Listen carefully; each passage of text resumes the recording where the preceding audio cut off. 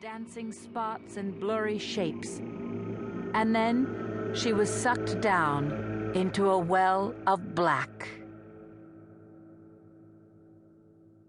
2.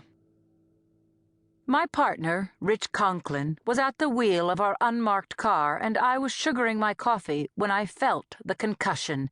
The dashboard shook. Hot coffee slopped over my hand. I shouted, "What the hell?"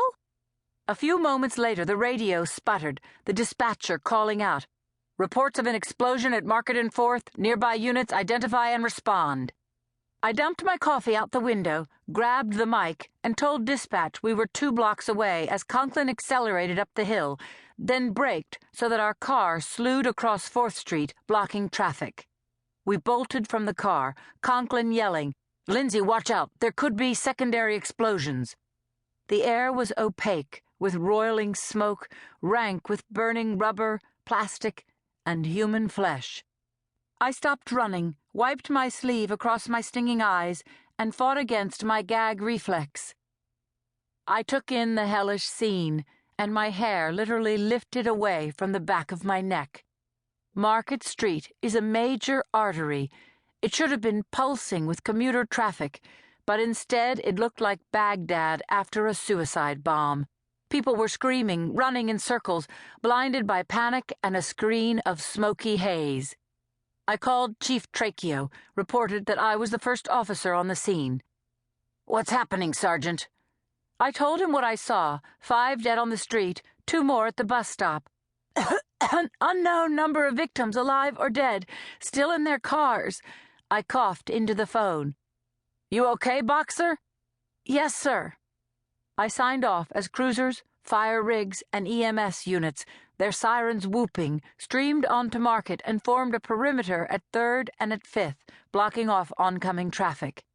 Moments later, the command vehicle rolled up, and the bomb squad, covered top to toe in gray protective suits, poured onto the debris field. A bloodied woman of indeterminate age and race staggered toward me.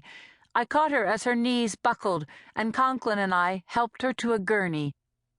"I saw it," the victim whispered. She pointed to a blackened hulk at the intersection. "That school bus was a bomb." "A school bus? Please, God, not kids." I looked everywhere but saw no children. Had they all been burned alive? 3. Water streamed from fire hoses, dousing flame, metal sizzled, and the air turned rancid. I found Chuck Haney, arson investigator and explosion expert, stooping outside the school bus's side door. He had his hair slicked back, and he wore khakis and a denim shirt, sleeves rolled up, showing the old burn scar that ran from the base of his right thumb to his elbow. Haney looked up, said, "God-awful disaster, Lindsay." He walked me through what he called a catastrophic explosion, showed me the 2 adult-size crispy critters curled between the double row of seats near the driver's side, pointed out that the bus's front tires were full of air, the back tires flat. The explosion started in the rear, not the engine compartment. And I found this. Haney indicated rounded pieces of glass, conduction tubes, and blue plastic shards melted into a mass behind the bus door. "Imagine the explosive force," he said, pointing to a metal projectile embedded in the wall. "That's a triple beam balance scale," he said, "and I'm guessing the blue plastic is from a cooler. Only took a few gallons of ether and a spark to do all this." A wave of his hand to indicate the 3 blocks of utter destruction. I heard hacking coughs and boots crunching on glass. Conklin, his 6'2" frame materializing out of the haze. "There's something you guys should see before the bomb squad throws us out of here." Haney and I followed Conklin across the intersection to where a man's body lay folded up against a lamppost.